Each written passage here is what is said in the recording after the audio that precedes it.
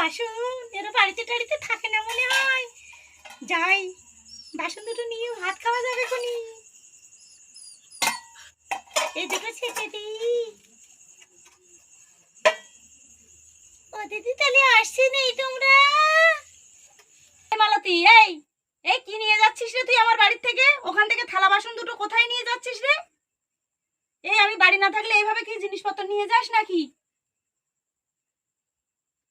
ও দিদি, না না, তোমাদের বাড়ির থালা আমি চুরি করিনি। ওই থালা দুটো নিয়েছিলাম আমার বাড়ি বড় কাঁঠাল এনেছি, ওই কাঁঠালে করে দিয়ে এরকম করে ঢেকে ঢেকে দেবো। তাই এই এই এই তাই তাই তাই। ও, তুই আমার জন্য কাঁঠাল আনবি? তা ভালো ভালো ভালো, যা যা যা, আমার জন্য তাহলে কাঁঠাল নিয়ে আয়, তাহলে মুড়ি দিয়ে খাবো কোনি। ও, তুই আমার বাড়িতে এসেছিলি কাঁঠাল দিবি বলে? আমি তো ভাবলাম কি নাকি তুই হয়তো থালা দুটো চুরি করে নিয়ে যাচ্ছিস।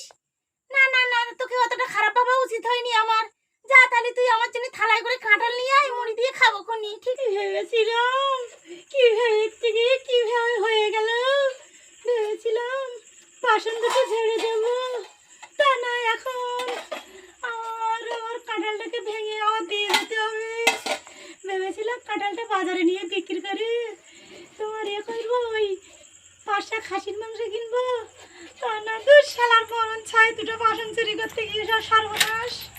ওটা কি একটা কুকুর বেঁধে রেখেছে, আমার আর দিচ্ছি। ও মা।